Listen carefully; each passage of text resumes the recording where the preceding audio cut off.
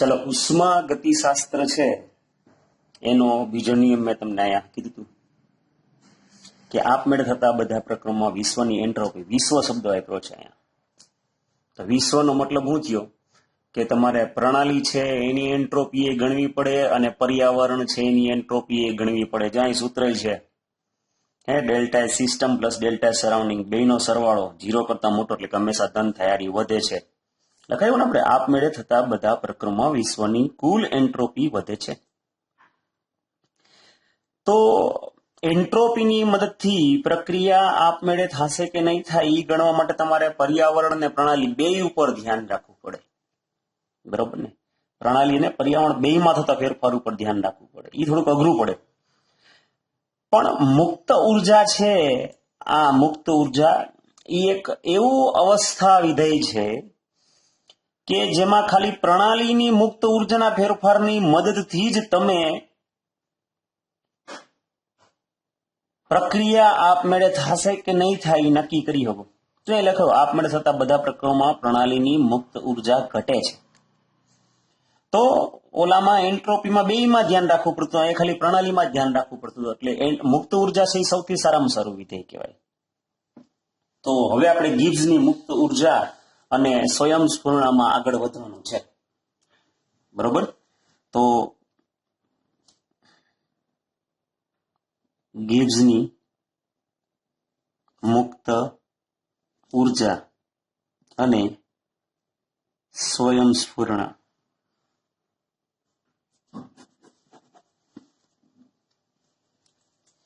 તો ભાઈ આપણે જાણી ગયા કે પ્રણાલી માટે કુલ એન્ટ્રોપીનો ફેરફાર, બરોબર ને, ડેલ્ટા એસ ટોટલ એ હંમેશા 0 કરતા કેવો આવવો જોઈએ? વધુ. બરોબર? એ ડેલ્ટા એસ ટોટલ પ્રક્રમની સ્વયંસ્ફુરણા નક્કી કરે છે. પરંતુ મોટા ભાગની રાસાયણિક પ્રક્રિયામાં બંધ પ્રણાલી કે ખુલ્લી પ્રણાલી પ્રકારમાં સમાવિષ્ટ થાય છે. બરોબર ને? મોટા ભાગની પ્રણાલી કાં બંધ પ્રણાલીમાં થતી હોય અને કાં ખુલ્લી પ્રણાલીમાં થતી હોય. આથી મોટાભાગની રાસાયણિક પ્રક્રિયા માટે એન્થાલ્પી અને એન્ટ્રોપી બંનેમાં ફેરફાર થતો હોય છે. તો આગળના વિભાગમાં ચર્ચા કરેલી કે એન્થાલ્પીમાં ઘટાડો અને એન્ટ્રોપીમાં વધારો એકલો જ આ પ્રણાલી સ્વયંસ્ફુરિતતાની ફેરફારની દિશા નક્કી કરી શકતો નથી. એન્થાલ્પીમાં તમને ખબર છે કે વધારો, એન્થાલ્પીમાં ઘટાડો અને એન્ટ્રોપીમાં વધારો એની એકલાની મદદથી આપણે આપમેળે થતી પ્રક્રિયા એટલે કે સ્વયંસ્ફુરણા નક્કી કરી શકતા નથી. કારણ કે આમાં તો ટોટલ કીધું એટલે પર્યાવરણમાં ધ્યાન રાખવું પડે. એકલી પ્રણાલી ઉપર ધ્યાન રાખીને કંઈ થઈ શકતું નથી. અને એટલા જ માટે વૈજ્ઞાનિકોને આ હેતુ માટે એક નવું ઉષ્માગતિકીય અવસ્થા વિધેય નક્કી કર્યું જેનું નામ છે ગિબ્સની ઉર્જા અથવા ગિબ્સ વિધેય. બરોબર? અને એનું સૂત્ર છે ગિબ્સની ઉર્જા જી બરાબર H માઇનસ TS. આ એનું સૂત્ર છે. આ ગિબ્સ છે એ કેવું છે તો કે અવસ્થા વિધેય. કેવું છે? માત્રાત્મક ગુણધર્મ.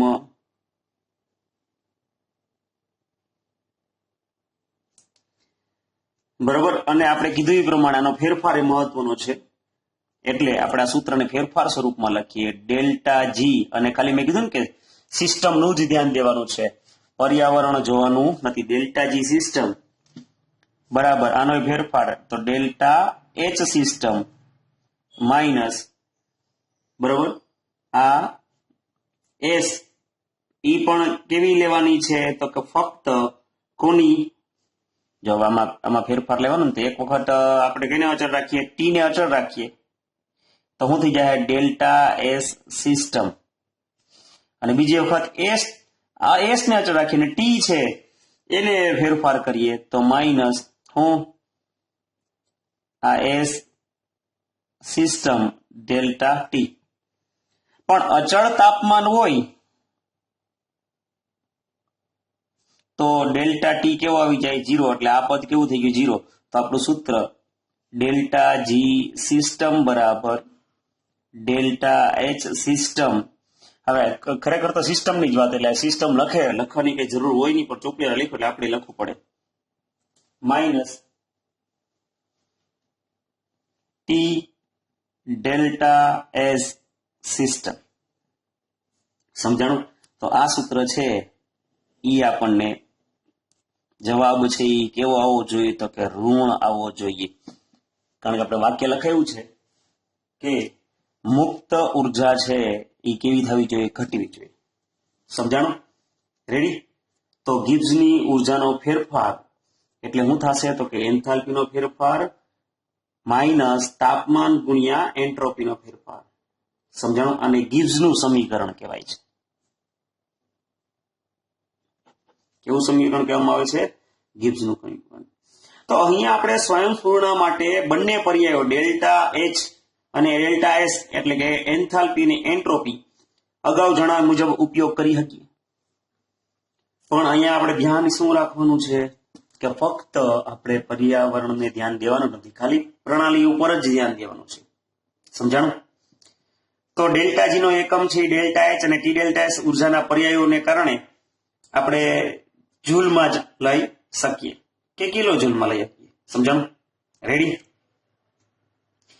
તો આપણે જોઈ ગયા કે ડેલ્ટા જી પ્રક્રિયાની સ્વયંસ્ફૂર્ણા સાથે કેવી રીતે સંબંધિત છે એ આપણે જોઈ ગયા.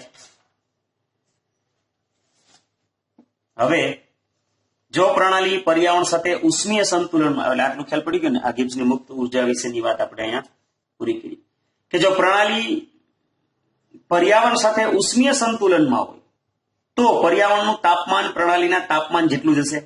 બરોબર ને? બે પ્રણાલી ને પર્યાવરણ બેનું તાપમાન કેવું હોય? તો કે હરખું હોય, ઉષ્મીય સંતુલન હોય. એટલે વળી પર્યાવરણની એન્થાલ્પીમાં થતો વધારો, પર્યાવરણની એન્થાલ્પીમાં થતો વધારો એ પ્રણાલીની એન્થાલ્પીમાં થતા ઘટાડા બરાબર હોય. સ્વાભાવિક વસ્તુ છે કે પર્યાવરણની એન્થાલ્પીમાં જેટલો ઘટાડો થાય એટલે કે પર્યાવરણ છે એની એન્થાલ્પીમાં થતો વધારો એ કેટલી છે? તો કે પ્રણાલીની એન્થાલ્પીમાં થતા ઘટાડા બરાબર. એટલે હું એમ કહું કે આવી રીતના મેં એક આમાં ગરમ ચા રાખ્યો હોય તો ગરમ ચામાંથી જેટલી ઉર્જા પર્યાવરણમાં જાય, બરોબર, તો પર્યાવરણ જેટલી ઉર્જા મેળવી હોય એટલી જ ઉર્જા આપણી ચાએ કેટલી કરી હોય? તો ગુમાવી હોય. એટલે વાક્યમાં કઈ નવીન છે નહીં. સમજાણું? તો ખ્યાલ પડી ગયો? આથી પર્યાવરણની એન્ટ્રોપીમાં થતો ફેરફાર, પર્યાવરણની એન્ટ્રોપીમાં થતો ફેરફાર, પર્યાવરણ એટલે કે ડેલ્ટા એસ સરાઉન્ડિંગ બરાબર ડેલ્ટા એચ સરાઉન્ડિંગ ના છેદમાં ટી. આ સૂત્ર છે એન્ટ્રોપી વાળું. અને બરાબર માઇનસ આ પ્લસ હોય એટલે કે જેટલું કેટલું કર્યું હોય મેળવ્યું હોય તો એ શું કર્યું એટલું ગુમાવ્યું હોય. તો delta S system delta H બરોબર સિસ્ટમ ના છેદમાં ટી. બેનો મતલબ સમજી ગયા ને? અહીંયા સરાઉન્ડિંગ લખ્યું, અહીંયા સિસ્ટમ લખ્યું. શું કામ? તો આણે જેટલું મેળવ્યું હોય આણે એટલું ગુમાવ્યું હોય. Delta S total, delta S total એટલે શું છે? વિશ્વની કુલ એન્ટ્રોપી કેના બરાબર હોય? તો કે ડેલ્ટા એસ સિસ્ટમ પ્રણાલી વત્તા હું ડેલ્ટા આપણે કિંમત તો મૂકી શકીએ છીએ સરાઉન્ડિંગની, તો શું થાય? માઇનસ ડેલ્ટા એચ સિસ્ટમ ના છેદમાં ટી. અહીંથી આ કિંમત મૂકી, બીજું કઈ નવીન નથી કર્યું. સરાઉન્ડિંગ એટલે હું મૂકીએ માઇનસ ડેલ્ટા એચ સિસ્ટમ ના છેદમાં ટી. રેડી? તો ઉપરના સમીકરણની આપણે પુનઃ ગોઠવણી કરીએ. આપણે ટી ને ટૂંકમાં લસા લઈ લો, તો ટી લસા લઈ લો તો શું થઈ જાય? ટી ડેલ્ટા એસ ટોટલ બરાબર અહીંયા પણ ટી ડેલ્ટા એસ સિસ્ટમ અને આ પ્લસ છે ને માઇનસ એટલે શું કરી નાખીએ? Minus delta H system. સમજાણું? તો સ્વયંસ્ફુરિતા માટે તમને ખબર છે, આપણે આગળ આવી ગયું. સ્વયંસ્ફુરિતા માટે શું છે? તો કે ડેલ્ટા એસ ટોટલ નો જવાબ છે એ કેવો હોવો જોઈએ? 0 કરતા વધુ હોવો જોઈએ. વિશ્વની કુલ એન્ટ્રોપી વધવી જોઈએ એટલે 0 કરતા કેવો હોવું જોઈએ? તો કે વધુ જોઈએ. તો એ જ મેથેમેટિક આપણે વાપરીએ તો ડેલ્ટા એસ ટોટલ બરાબર તો આ વસ્તુ મૂકી ગઈ ને આપણે. ત્યાંથી T delta S system minus delta H system એનો જવાબ પણ કેવો હોવો જોઈએ? તો કે 0 કરતા કેવો આવવો જોઈએ? તો કે મોટો જ આવવો જોઈએ.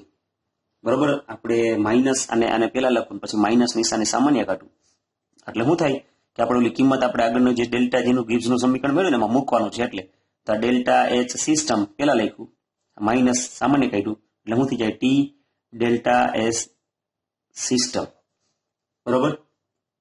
અને આ જોઈ લ્યો 0. તો આ સમીકરણનો ઉપયોગ કરીને ગિબ્સ ઓલામાં મૂકીએ તો આને બદલે તમે શું મૂકી શકો છો? જો આને બદલે શું મૂકી ગાડ્યું? આ ગિબ્સનું સમીકરણ છે, ઈ જ છે ને. તો ઈ જ કિંમત હું અહીંયા મૂકી દઉં તો માઇનસ શું થઈ ગયું? આ ડેલ્ટા જી. સમજાણું?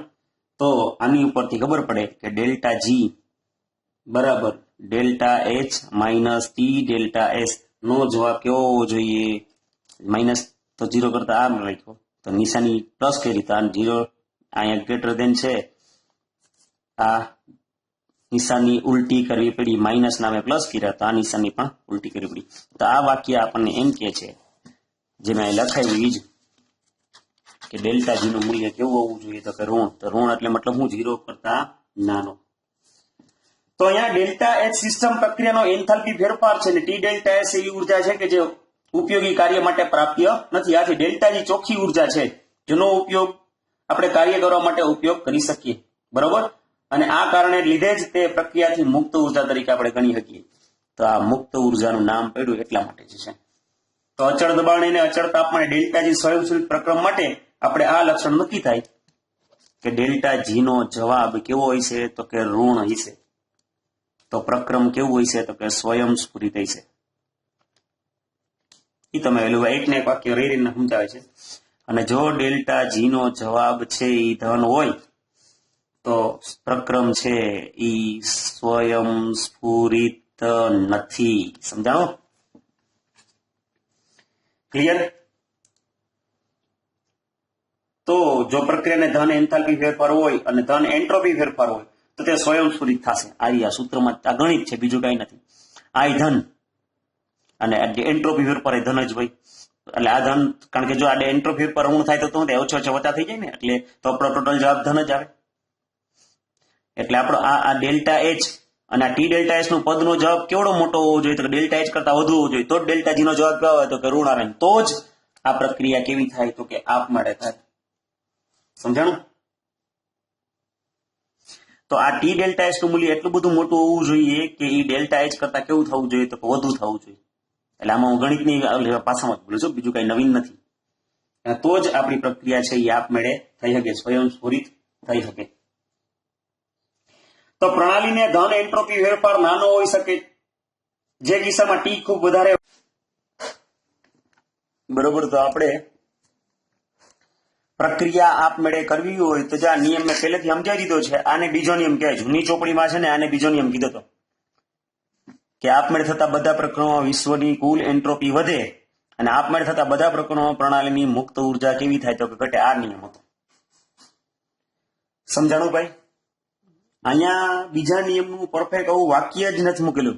આ ચોપડી બનાવી આ વખતે તો એમાં એવા આટલા લોચા કર્યા કે એની પરફેક્ટ વાક્ય જ નથી મૂક્યું, બરાબર. તમારે સમજી લેવાનું રહીએ. મેં તમને સમજાવ્યું કે ભાઈ કોને ઉષ્માગતિશાસ્ત્રનો બીજો નિયમ કહેવાય, બરાબર. તો અહીંયા જે રીતે એન્ટ્રોપી અને ઉષ્માગતિશાસ્ત્રનો બીજો નિયમ જે રીતે હેડિંગ બાંધીને આપણે એમાં આપેલું છે, એમાં શું કહે છે કે નિરાળી પ્રણાલીમાં ઉર્જા અચળ રહે. નિરાળી પ્રણાલી પર કારણ કે ઉર્જા અચળ જ રહે ને, કારણ કે ઉષ્મા કે દ્રવ્ય કોઈની આપણે થતી નથી, આપણે આગળ ભણી ગયા. તો આવી પ્રણાલીમાં એન્ટ્રોપી ફેરફાર સ્વયંસ્ફુરિત ફેરફાર માટેની કુદરતી દિશા જ છે. તો હકીકતમાં ઉષ્મિગતિશાસ્ત્રનો બીજો નિયમ છે એ પ્રથમ નિયમ જેમાં જુદી જુદી રીતે નિવેદિત એટલે કે વાક્યમાં રજૂ કરી ગયા. મેં બે જુદી જુદી રીતે બતાવેલું છે કે સ્વયંસ્ફુરિત એટલે કે આપમેળે પ્રક્રિયામાં ઉષ્માસેવક પ્રક્રિયા આટલી બધી સામાન્ય હોય છે. ઉષ્માસેવક જેમાં ઉષ્મા મુક્ત થતી હોય એમાં મોટા ભાગ પ્રક્રિયા આપમેળે થતી હોય. તો ઉષ્માસેવક પ્રક્રિયામાં મુક્ત થયેલી ઉષ્મા પર્યાવરણની અસ્વસ્થતામાં વધારો કરે. તો અહીંયા શું થયું? ઉષ્મા પર્યાવરણમાં ગઈ, જેમ પર્યાવરણમાં જાય એમ પર્યાવરણના અણુઓ હલચલ થાય એટલે અને અસ્વસ્થતામાં શું થાય? તો કે વધારો થાય. અને એકંદરે એન્ટ્રોપીનો ફેરફાર કેવો આવવાનો છે? તો કે ધન જ થવાનો છે. એટલે તો આપણે એન્ટ્રોપીને આધારે વિશ્વ શબ્દ આપ્યો છે. સમજાણું ને? તો વિશ્વની એન્ટ્રોપી કેવી થાય? તો કે વધે. સમજાણું? તો આ વાક્ય યાદ રાખજો તમે. ઉષ્માગતિશાસ્ત્રનો બીજો નિયમ આ છે. હવે છેલ્લો નિયમ છે એ ઉષ્માગતિશાસ્ત્રનો ત્રીજો નિયમ, બરાબર. તો એ હવે કાલે આપણે કરશું. આ બીજો નિયમ અહીં આપણે પૂરો કર્યો. તો ગિબ્સની મુક્ત ઉર્જા અને એન્ટ્રોપી બે શબ્દો આપણે સમજ્યા. રેડી? આજે આપણે અહીં સુધી રાખીએ.